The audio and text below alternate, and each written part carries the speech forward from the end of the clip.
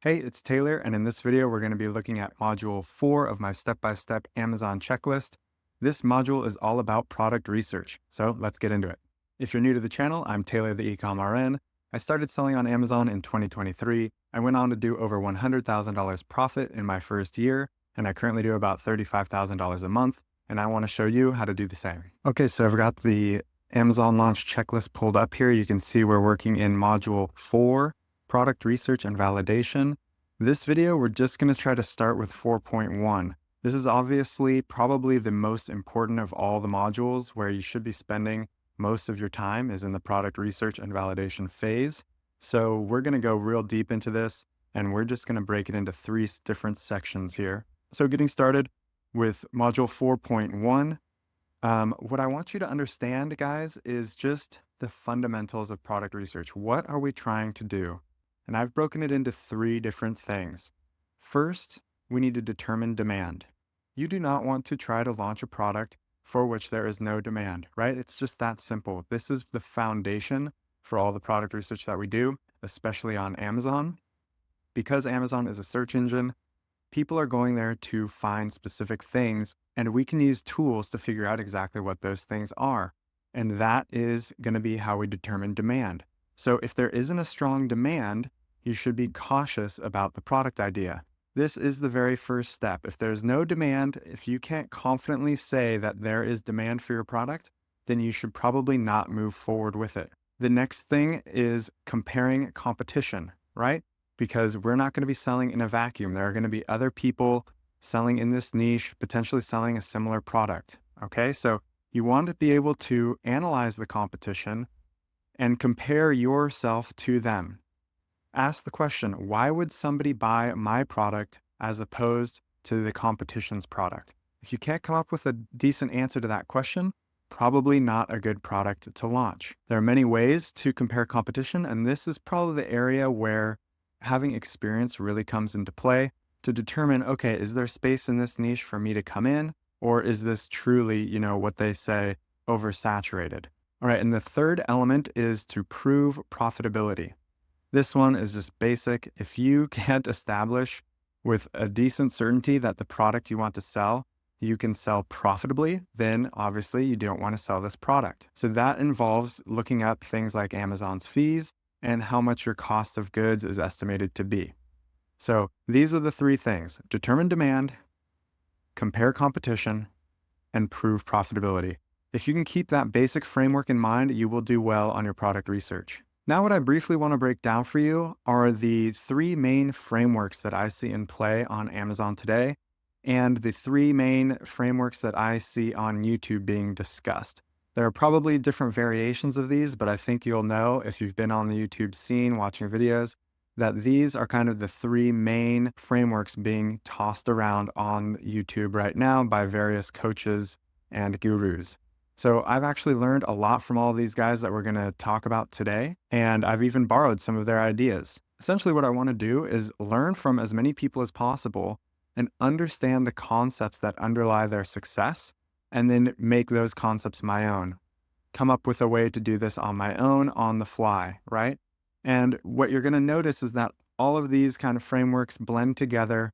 There's not a cut and dry distinction between each one. However, I do think it's helpful to identify where these people are coming from so you can have some discernment in the advice that you're going to follow. And again, all of these methods can make you tons and tons of money on Amazon. Okay, so you can't really just say that one is better than the other. Rather, they all have pros and cons.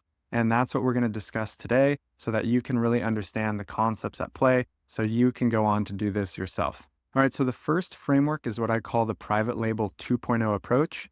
The guy that I think is still promoting this a lot, although there are several, this is probably the most popular framework used, at least from what I can see on Amazon. And this is what I call the private label 2.0 approach. Okay, the private label 2.0 approach is essentially building off the original private label approach, which was to just take generic products and sell them on Amazon with your label, right? You would just find something that was trending, that was popular.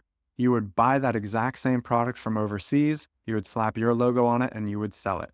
This made people a ton of money on Amazon, okay? So I know people love to hate on private label, but just understand why it was popular. It's because it worked. Now moving into 2024, 2025, we're seeing a shift here in the private label space, which is essentially what I'm calling private label 2.0, where a seller comes into the market, finds a product that's in demand or trending, and they try to offer that product, but with significant improvements. Okay, they try to differentiate their product in some way.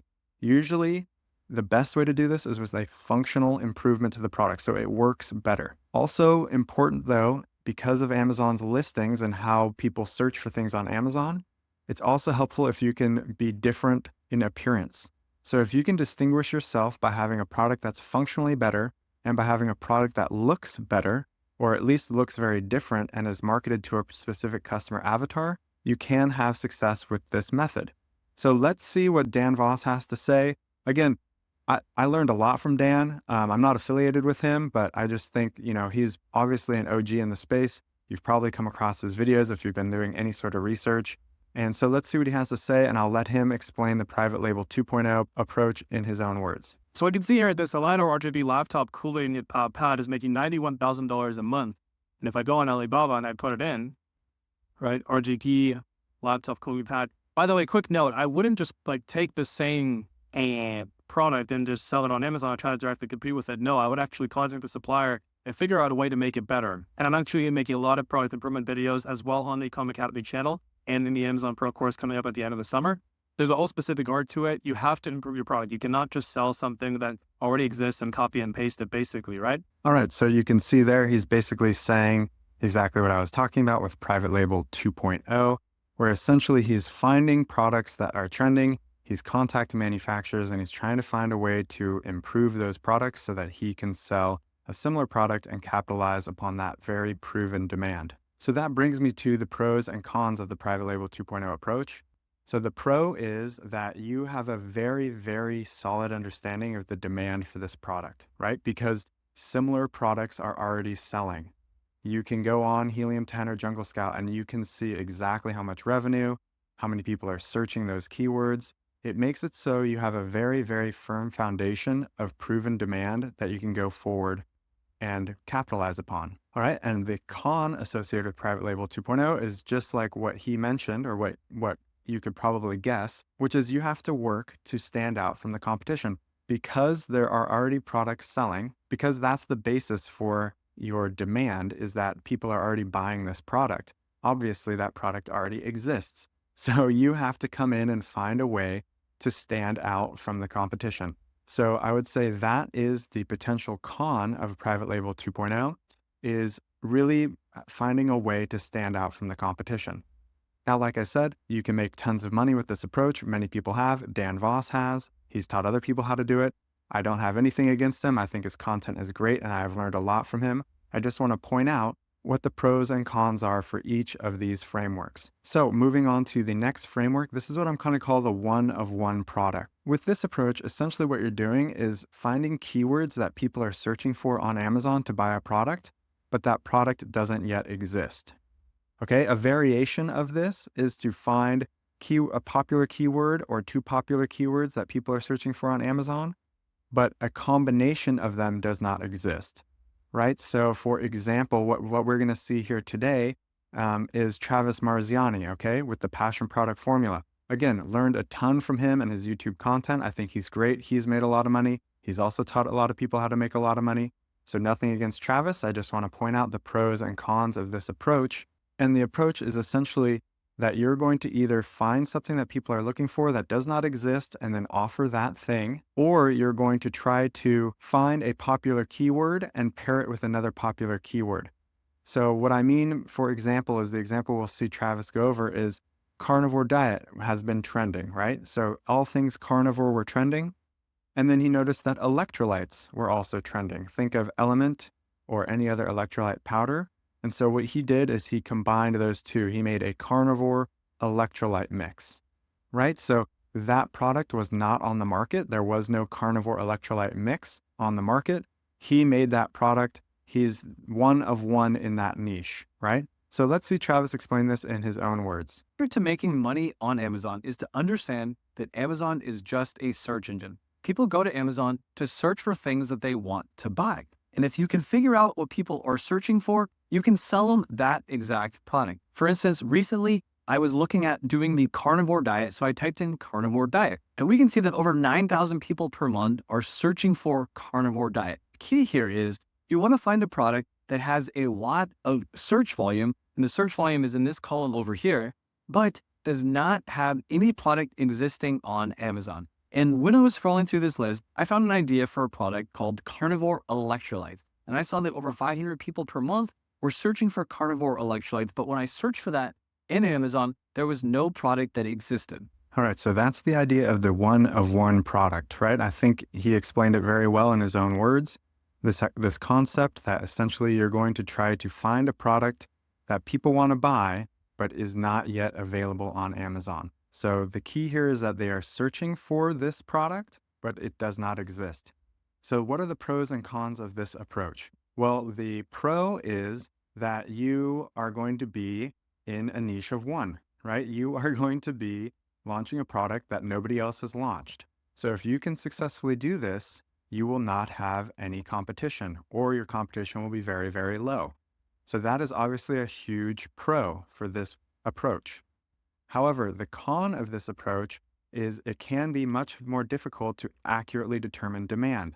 And this is where I see a lot of students make a mistake when approaching a product launch with this methodology, is they come out of left field with some incredible idea that they have, and they get very attached to this idea. They get very attached to the idea that nobody else is doing it. They think it's so great, but then they go through all the hassle of launching it and it doesn't make sales. Why? Because they didn't accurately determine the demand. So that's the main con of this one of one product approach, is it's much harder to determine demand. You don't have as much data, you don't have as much proof, right? Because the product doesn't exist.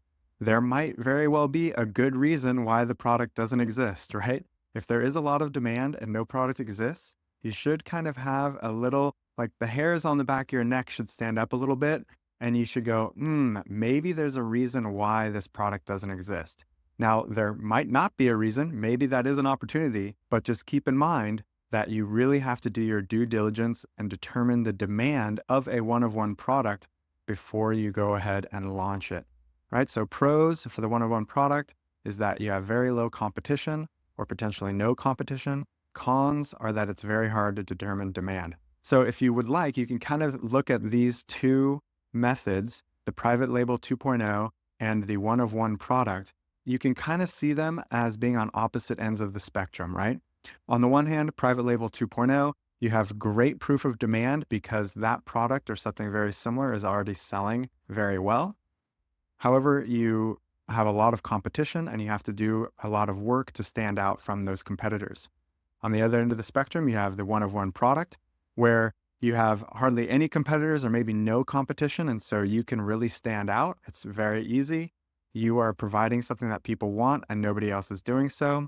However, the con is that it's very hard to determine demand. It's much more risky because you don't have as much of a proven track record with this product, or even any track record with this product, because it does not yet exist on Amazon. All right, I hope all this is making sense. Let's move on to the third framework that I see happening right now, and this is the killer brand approach, or what I'm calling the killer brand approach. These are all my terms, okay? Don't get attached to the terms. They're not like trademarked. I don't know if anybody else talks about it this way. This is just how I'm referring to each one of these concepts. But this killer brand idea, I think, is best articulated right now by the guys over at Honest FBA. I think his name is Alex.